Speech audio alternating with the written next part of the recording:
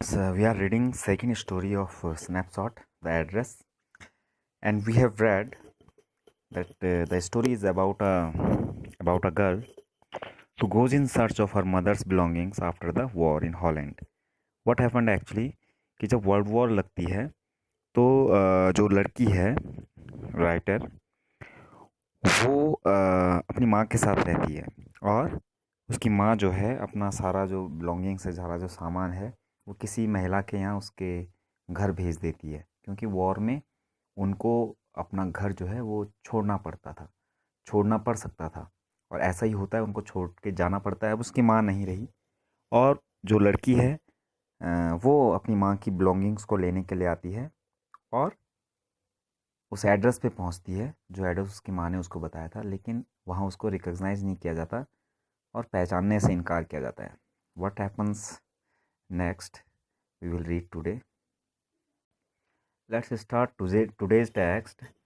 हमने यहाँ तक पढ़ लिया था that as if that's necessary my mother cried it would simply be an insult to talk like that. ऐसा क्यों कहती है उसकी माँ कि जब राइटर उससे कहती है कि have you agreed with her that she should keep everything, कि वो सब कुछ अपने पास रखेगी, क्या तुम सहमत हो गई इससे? तो माँ कहती है कि ये ज़रूरी नहीं है उससे पूछना क्योंकि simply she is helping us and think about the risk she running each time she goes out of our house and with full suitcase. तो ऐसा पूछना ठीक नहीं रहेगा, उसकी माँ कहती है।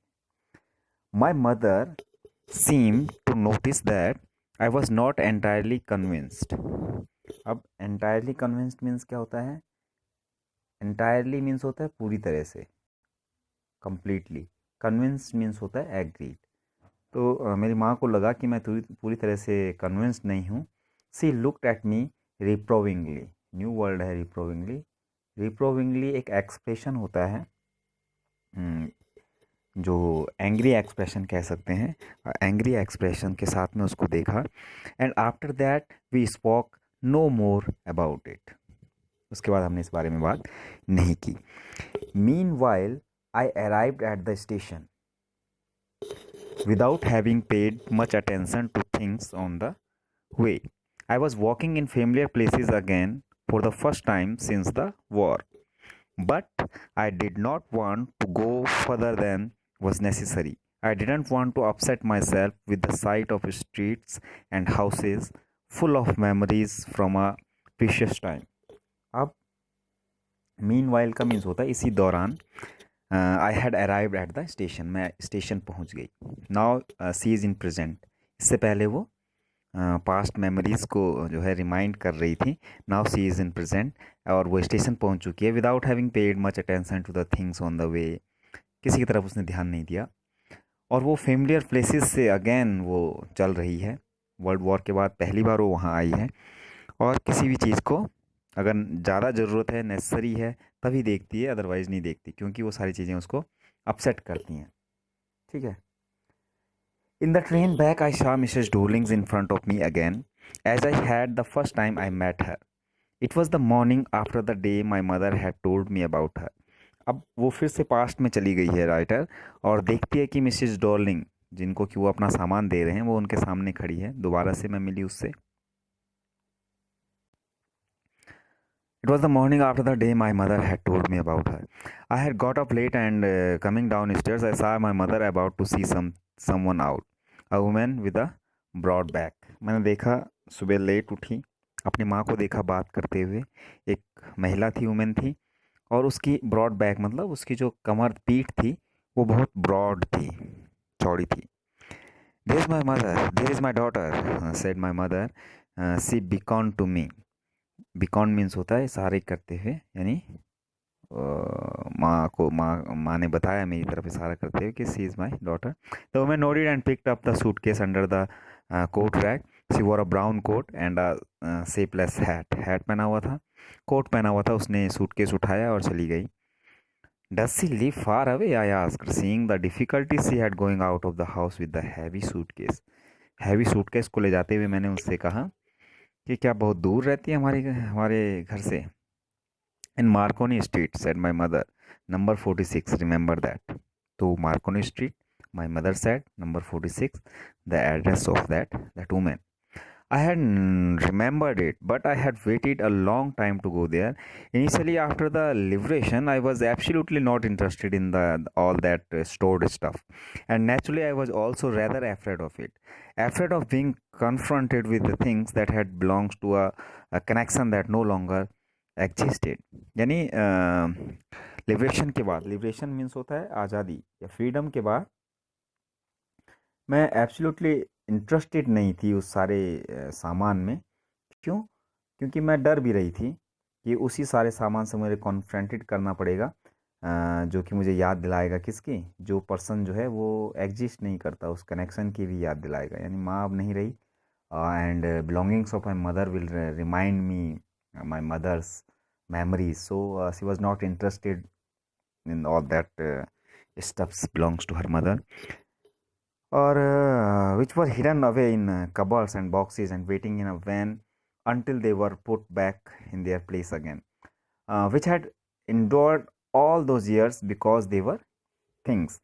तो वो कहती है कि वो सारा सामान जो स्टफ़ था वो कबर्ड्स में, बॉक्सेस में इंतज़ार कर रहा था कि कोई उनको खोले और दोबारा से उनको उनकी जगह पे रखे।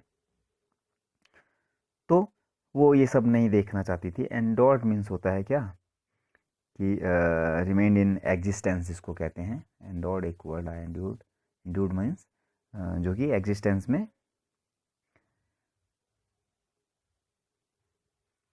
रहे हमेशा। नेक्स्ट देखिए, but gradually everything became more normal again. Bread was getting to be a lighter colour. There was a bed you could sleep in unthreatened, a room with a view you were more used to glancing at each day. And one day I noticed I was curious about all the positions that must still be at that address. I waited, I wanted to see them, touch, remember. अब फिर से मैं जो है अपनी daily life में busy हो गई थी। यहाँ पे जो ये वर्ड आया है lighter colour, bread was getting lighter color means now she forget all these things, all those things which remind her mother's memories. So now she was normal, so she want to see the all things, she wanted to touch them, see them. ठीक है, तो दोबारा से वो उस address पे जाना चाहती है। After my first visit in vain means क्या होता है? In vain means useless, without any profit. तो जो पहली मेरी विजिट थी मिसेस डोलिंग के घर जाने की, वो बेकार रही। Mrs Dowling's house I decided to try a second time. Now girl of about 15 open the door to me. I ask her if her mother was at home. तो इस this time a girl open the door, उसकी लड़की ने दरवाज़ा खोला था। And I ask her about her mother. No, she said my mother is doing an errand. अब errand means क्या होता है? जो हाउस होल्ड वर्क्स होते हैं छोटे मोटे, उनको कहते हैं हाउस होल्ड वर्क कह सकते हैं, errand. No matter, I said I will wait for her. मैं उसका इंतज़ार करूँगी, तुम्हारी माँ का, ऐसा वो कहती है writer. I followed the girl along the passage. An old fashion iron Hanukkah candle holder hung next to a mirror. We never used it because it was much more cumbersome than a single candlestick. तो जैसे ही मैं passage से उसके पीछे पीछे गई तो एक ओल्ड फैशन यानी क्लासिकल स्टाइल का एक हनुक्का, हनुक्का मीन्स क्या होता है? एक फीस्ट होता है लाइट्स का, जिसमें कि बहुत सारी जो कैंडल्स होती हैं वो रखी जाती हैं। लेकिन मुझे याद है कि ये जो था ये कम्बरसम था। कम्बरसम मीन्स होता है डिफ़िकल्ट टू कैरी। यहाँ पे वर्ड आया है cumbersome. Cumbersome means difficult to carry than a single candlesticks. तो हम इसको यूज़ कम करते थे क्योंकि ये क्या था, ईजी नहीं था यूज़ करना, कैरी करना। So that's all for today. I am sending you some difficult word and word meaning of the passage we have just read. Thank you.